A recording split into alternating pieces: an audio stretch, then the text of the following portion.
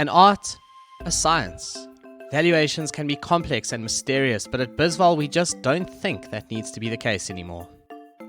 We believe that if you can answer a set of straightforward questions about your financial performance and the prospects of your business, then you can get an accurate estimation of the value of what you've built. For those who want an extra touch, our concierge service is still incredibly affordable and it gives you direct access to our expertise. Now, in many cases, our valuations cost less than 10% of what you would pay elsewhere for a professional services firm. And best of all, we usually get to a similar answer. Visit bizval.co, where you'll quickly learn that we value your company. Welcome to another episode of the bizval podcast with your host, the Finance Ghost, coming to you from my new house, which is echoing like mad. So my guest today, Murray Clark, is having a good laugh at me because I've got a pillow basically over the microphone here and he's accusing me of having a mid-morning sleep. Murray, I wish that was true. 9 o'clock mid-morning sleeps are not good for finance. No, they are not good for finance. They are not very good for ghost productivity, but in this case, this pillow is very much anti-echo.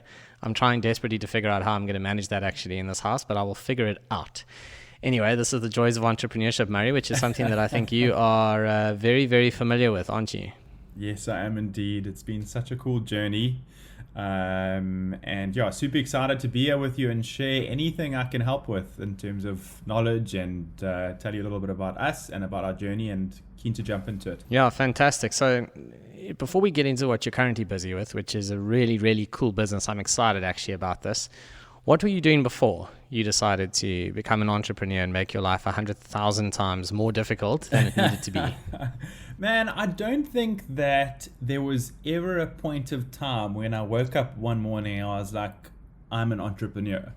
I think that naturally I've always been drawn to teams and to solving problems and to thinking about things differently. At school, I ran under 18 nightclubs. I rented buildings and subletted buildings, sports clinics. I was always like the dude at the front of the matric dance after party collecting the 20 rand at the door. So I mean, I wouldn't say that I knew exactly. Maybe entrepreneurship wasn't very cool back then, and now it's sort of a little bit cooler, I guess. But I've always been drawn to sort of creative problem solving, I guess. Not the cutthroat side of making money necessarily, just like the fun aspect of helping solve problems. But I've always, from a very early age, done weird and wonderful things that speak to entrepreneurship on one level or another. I think the hustle is in you or it's not. I remember in high school, you saying that just makes me think I desperately wanted a PlayStation and my parents couldn't afford one. So I figured, no, I have to solve this. And at the time, I used to play this unbelievably geeky card game called Magic the Gathering, which people might be familiar with. We'll see. Same company that makes Dungeons and Dragons. Anyway, long story short, I figured, well, if I could get a few people playing this thing and paying me for the cards, then, a little bit of FOMO would kick in. Everyone would want them, and I could get the whole class playing. And I worked out if I could sell almost everyone a deck of cards, because I knew where to buy them on the cheap, I would be able to afford my PlayStation. And sure enough, a month later, I had my PlayStation. So I think it's just in your blood. There's nothing you can do about it. You knew the shared economy before it was cool as well. And you were leveraging better unit economics at that time. Yes. Network effects without understanding the term. So, Murray, has property always been in your blood? I mean, and obviously we'll get to what you actually do now, which is why I'm asking that question. But has that always been a thing for you? I think for me, everyone has some sort of inspiration, whether it's a mother figure, a father figure, a friend, someone in business you look up to. And that for me was my late dad. And he was a bucky builder. So I had the good fortune of growing up around building sites and observing this man who was like this gentle giant of a human being. And so, yeah, I think by extension, I subconsciously wanted to sort of step into his footsteps, I guess. And so property, in one form or another, he was a builder. We sort of more creative, adaptive reuse specialists, has always been in the blood. And I love it with everything that I am. I wake up very excited every day. Yeah, it's fantastic. Look, you would be damn proud of what you've done with your life. That much I can tell you. So maybe let's get on to that. Tell us about your current business. And it's a brand that people in Cape Town might know. They might have seen it. And if not, it's time to go check it out. Neighbourgood is a 3-year journey now, almost 3 years in July. And it's the evolution of a number of iterations in really trying to understand what the future of the built environment should look like in the most sustainable way possible, with a view to try and leave the world a better place than we found it. I think there's two schools of property entrepreneurs. There's like an older generation, which is very much centered around project-specific outcomes and building specific outcomes and finance really only, and achieving that. I think on our side, we're looking at the macro and the micro and making sure that whatever we do is the most sustainable way of running a sort of next generation property business. Neighbourgood is a product that is designed for digital nomads and remote workers. Post-COVID, the world has come to, the way we consume space has changed significantly. I think it was coming for a long time. I don't think the new use of how we use space is necessarily just as a result of COVID. I think it was coming for way longer than before then. But if you look at the level of vacancy in commercial office space, and just generally how things have adapted, it's been an interesting experience to watch how people change and use space differently. And so how we do it is we wrap up an all-access digital passport to the city of Cape Town we have 10 buildings at the moment, living and working spaces, co-living and working spaces, underpinned by community, underpinned by events, activations. A lot of our values speak to warmth, kindness, like high levels of hospitality. Our core customer is probably between 23 and 35 years old. At the moment, most of them are coming from Holland, Germany, and visiting us from anything from 1 week to 3 months on average, staying up to 6 months, depending on whether their visa gets renewed or not.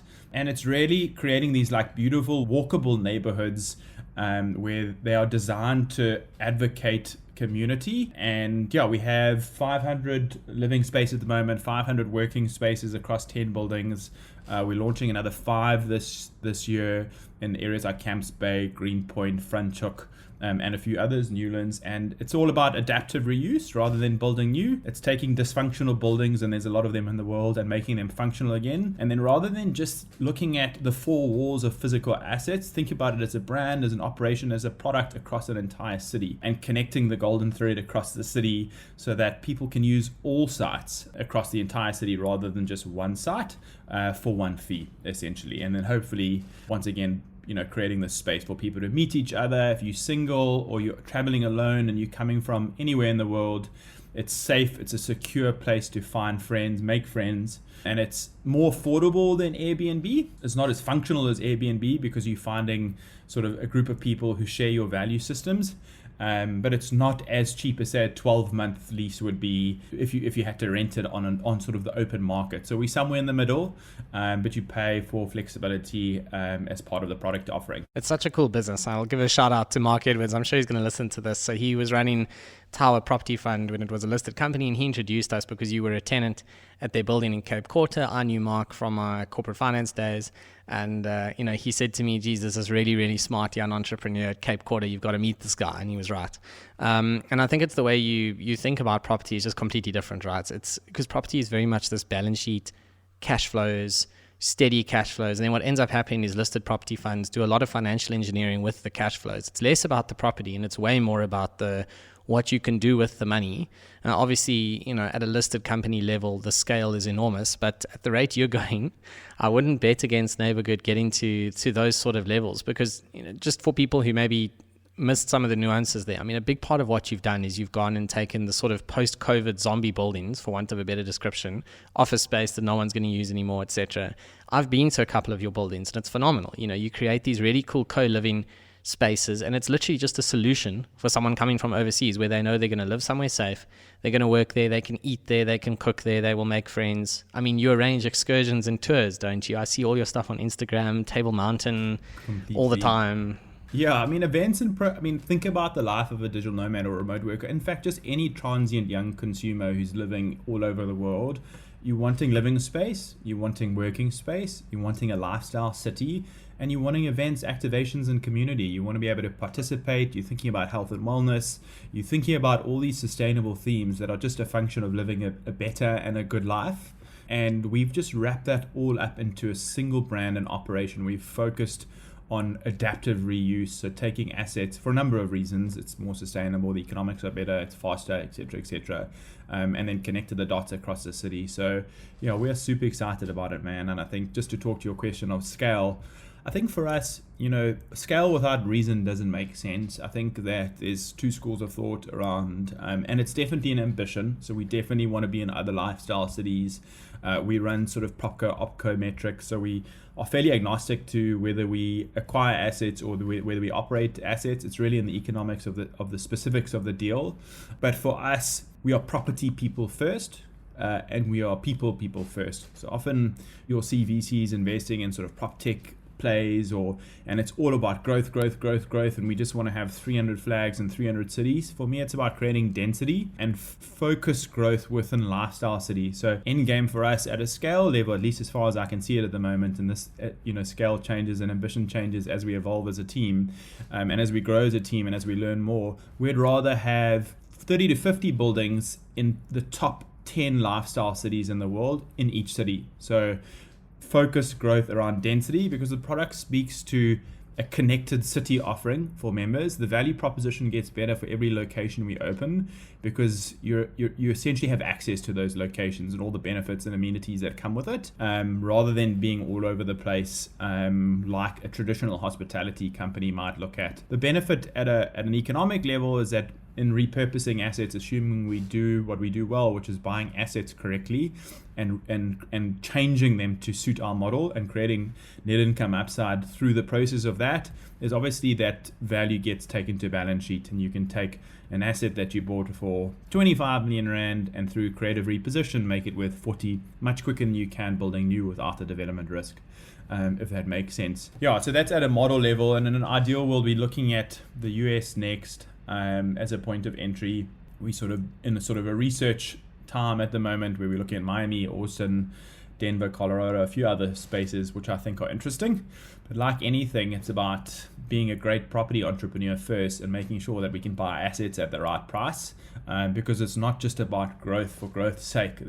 So often we see these bigger companies or startups just growing for the sake of growing, and we need to make sure that at all times those unit economics and real unit economics at balance sheet level, not at OpCo level, are always moving the needle. There's always a consistent 20 to 30% upside when we execute on deals. It doesn't make sense to execute on deals at cost just for brand growth. I'd rather use the management company to do that, assuming they low risk deals. So it's a really cool space to be in, man. I'm so excited about the future, because I don't think any company has got the full connected city product offering right just yet. But the biggest challenge for us, I think, will be entering a new city. I think we've got Cape Town under the belt, and I think we'll continue to grow here sustainably. But as you enter a new city, in the bricks and mortar space at least, it comes with its own challenges and understanding the environment, which is why focused, sustainable, incremental growth is important, and not jumping to every city quickly, just looking at the next one or two,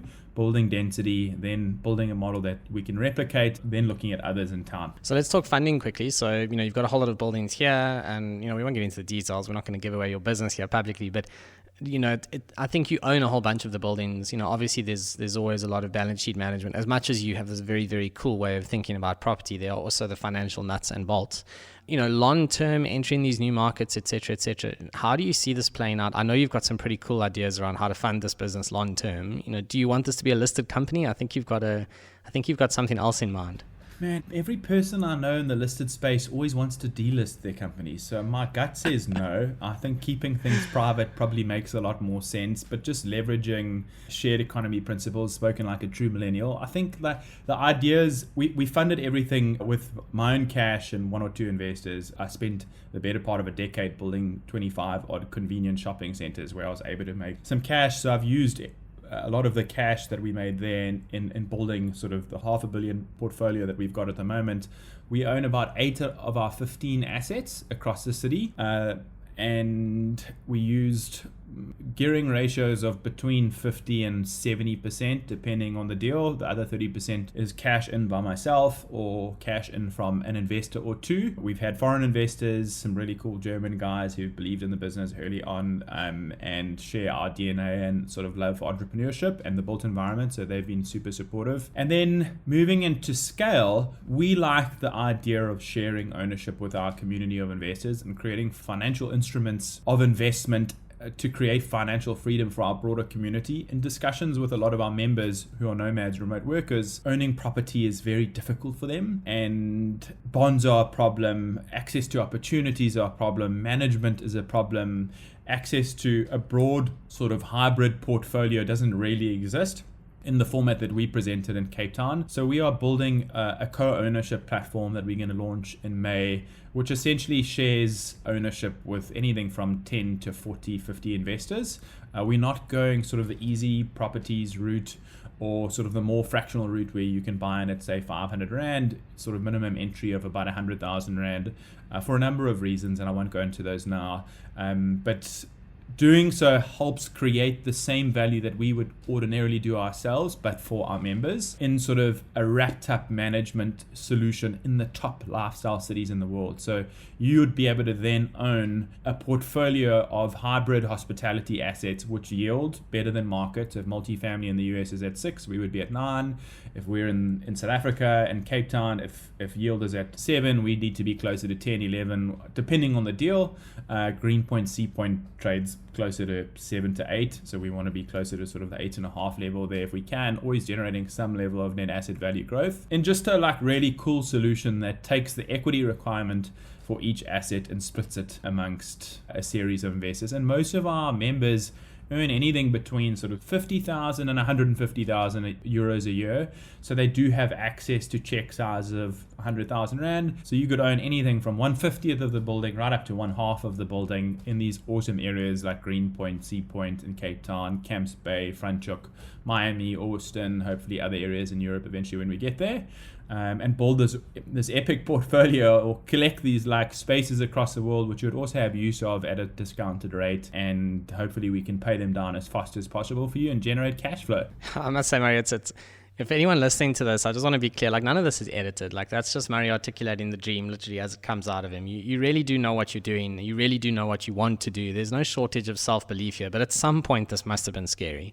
It can't all have been smooth sailing. You know, do you have any late night crying into your pillow memories? Like the pillow in front of you now. Yes. You know, there were 2 attempts of this in different versions before it was successful, and both cost me cash. I think one in Woodstock, which I can speak openly about, was a concept that didn't work called good. And it's important to speak about things that don't work as much as things that do work. It turned out to be bad. Yeah, exactly. It was, and unfortunately named. I know it's terrible. It's like a juxtaposition. But the reality is, for us, what happened is that we stitched 5. I've always seen the future of space being this like integrated mixed use environment. I had come from Durban, very wet behind the ears. I thought Woodstock as an area was this like up and coming area, and I think I did one side visit and I was like, this makes sense. And it was this sort of 2,000 square meter basement and we sort of constructed a food market, a co-work space, a bar, a coffee shop, a wellness studio, and like very OpEx heavy mixed use space. Definitely the coolest space in the world if you had to come there, but financially it didn't make sense. It was too OpEx heavy. Woodstock carries a security risk, so we got the area wrong. So there were iterations of it that were unsuccessful before it became successful, and lucky enough the last 15 attempts at it have all been successful. But my view is if you can sort of retain anything above an 85% strike rate, you're doing pretty good.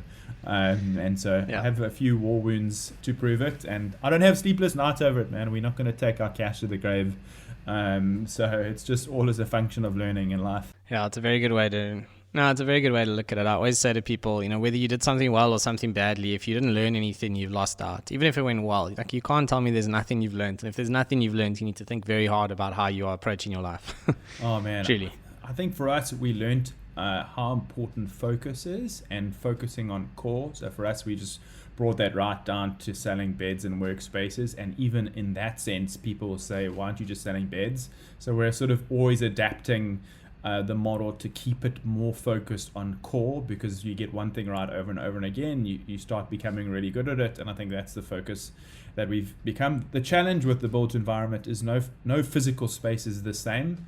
There's no cookie cutting approach to building sort of a hybrid connected of spaces across the city, and that's the pro to repositioning brownfield or existing buildings is that you can create value through it, and it's this like quirky space that carries a story, and there's just like so much benefit for it outside of the whole carbon emission thing. The cons are that it's a lot harder design. It's not like you can design from scratch. You're having to deal with like a whole bunch of pre-existing things that make it a lot harder to reposition. So, but yeah, it's our model, and that's what we know how to do well. And to be honest, man, it's just the coolest thing in the world. As I said, it's easy for us to be positive about it because I've just seen it work so well over a 2.5 year period, economically, socially, environmentally, like just in all possible levels. And I'm excited about what that could look like in different contexts in different cities, assuming we can get it right. Yeah, it would be incredible if it started from these humble beginnings in Cape Town, from a failed building in Woodstock. So my favorite poem in the world is Rudyard Kipling's If, and one of the lines in there is to the effect of, if you can meet triumph and disaster and treat those two imposters just the same. And it's a very powerful statement. It really is. Yeah, you got to be very careful of triumph as much as you have to be careful of disaster, because one can make you arrogant and one can mean you give up. Anyway. I think speaking of triumph and disaster, personal life takes a toll when you are doing a business. You can ask me that, I know. In your side, as far as I know, you've got a little one now. So how are you juggling? Because for reference, Murray, how old are you now? 37. Yeah, how's that for a lot achieved by 37? So you now have a small Murray running around. If he has 1% of your... Is it a boy or girl? It's a little boy. Remember. His name is Harrison, and at the moment he's in Neighbourgood buying his first asset. If he's got 1% of the energy that you do, he's probably at this point repurposed his cot and sold it, to 3 other babies on a, lease or a mixed use deal. Anyway, how are you managing to juggle all of this? Because I think you also work with your wife, don't you? Just for some added... My wife is an assassin. Eh? She's our head of brand, and she's just... The level and quality of work that she puts out is like far passes anything I've ever dreamt of, and certainly far greater than my own abilities for sure. So I think for us, people say don't work with family, and especially your partner. And for us, we work really well together. I think we're very much in different spaces. She's in creative and brand and design. I'm sort of more on growth and sort of strategic oversight and trying to sort of manage that. But I think, we've realized that we only get one shot at this life, and without being too philosophical, like both of us want to make Harrison proud. Both of us want to leave, something that is of substance, something that we're both proud of. And so the period of, and I don't think, whether you have children or not, completely we need to be present with him at home, and there's challenges. We obviously have to have help during the day. We're from Durban, we don't have our parents up here and stuff like that, so it's all sort of we have to do it ourselves. Lucky we're living in Sea Point, so we're super blessed in that sense. Like we have such a cool life on the promenade every day. I think for us it's just about making sure that when time is at home, spent with Harrison and spent in the with each other, and when work is work. It's hard because we tend to work late into the night, just like you do, I know, but we've got sort of a 3 to 5 year journey to go, and we've sort of just set our sights on making sure that we achieve it. Work-life harmony for me makes a lot more sense than work-life balance. I don't think we are able to get balance right now, but we can certainly find some level of harmony as a process of sort of executing our vision over the next few years without having a cost on our little boy and our sort of personal lives. Yeah, no, listen, I have a lot of respect for that. It's not easy. And I think as well, when people don't own their own business, they kind of look at, because I think your lifestyle is not that different to mine. It's these crazy hours. They look at it and they go like, that's insane. Like, why would you ever do that? But reality is I get more of a kick from doing this than I do from watching most stuff on TV. Yes, I'll enjoy it. Obviously, I enjoy downtime. We all do. But I really enjoy doing this. I don't sit and watch the clock and go, oh no, when is this over? Sometimes you do. Sometimes you have bad days. For sure. But mostly you don't. And I must say, your branding is amazing. So massive kudos to your wife. She is phenomenal, and your branding is properly good, Murray. So you better keep being nice to her. No, I'm trying my best every day, man. No, she's awesome. Honestly, I'm super lucky, and she's amazing. So, Murray, maybe before we sign off, I think this has been a very uplifting chat, I would think, for anyone listening to this. I mean, you are so on top of things. What advice would you give to a young entrepreneur? I know it's the most cliche question in the world, but what would be your what would you leave someone with, from your own journey? The whole thing about focusing on your passion obviously is everyone knows that. I think just being super open to learning from mentors and in a work or professional environment and making nothing. So just learning, just finding ways to learn as much as possible, whether you're reading books, whether you're working for someone as an intern, if you are interested in building a career or an entrepreneurial journey in a specific instance, find the best people in that industry and just soak everything up you can for 5 years, honestly, and expect to make zero. Don't think you're going to make 1 cent. In fact, you're going to lose money, and you're just going to have. But the reality is that whole 10,000 hour rule is so important. The reason why, within our respective paths, we know finance and business as well as you do, and property as much as I do, it's because we've lived it for 15, 20 years each and every day, and you can't bypass the first 5 years. It's just not going to happen, So you have to spend time in the trenches, learning and becoming an entrepreneur, and understanding your industry backwards and then make sure obviously that you're leaning into your passion, because it's about doing both and being fine with not making a cent and failing the first 10 times and the first 20 times until you eventually do it. And hopefully, if you're passionate enough and you've tried hard enough and you're disciplined enough, you will eventually start making some form of successful outcomes. And that's certainly been applicable to my own life. So get ready for the journey, man. It's a long one, and it can be painful at the best of times, like any sort of growth. But it's definitely not an overnight. It's definitely not an overnight one. Yeah, it's exceptional advice. I completely agree with that. That really is a great answer. And yeah, just specialize in something and take the time to actually get to that point where you know it inside out. I think that makes a world of sense. It is not easy, and you need those skills in this world. I think increasingly with stuff like artificial intelligence, etc., being mediocre is just not going to cut it. No, man. So, pick your passion, go for it, give it everything you've got. And I think the other point is the journey of wealth creation as an entrepreneur is not linear. So when you're working in corporate, yes, you'll get a few promotions in your life, but generally speaking, you need to be thinking about stuff like your pension very early on, etc., because you're probably going to just tick up from there. Whereas as an entrepreneur, it's wild, and I know from my own experience, I've been very lucky in the way it's worked out. It has worked out really well, and it hasn't put me under huge financial stress. There's been lots and lots of personal stress along the way. But the point is that hockey stick that businesses experience, entrepreneurs experience the same hockey stick in their own wealth creation. Depending what you're doing, to your point, you can go sideways for a few years and then suddenly it works. And suddenly you think, sure, how did I get this life?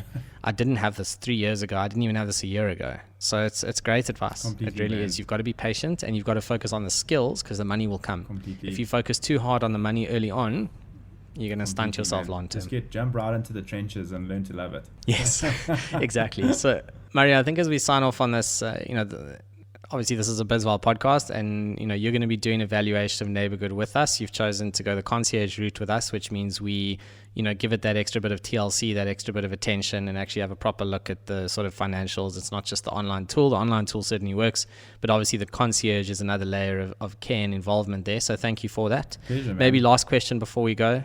Why are you doing that? What is the value of knowing your value? We need to get a good understanding of where we are right now, because we're about to go through a Series A funding round, and I'm just trying to get a better understanding of valuation relative to industry.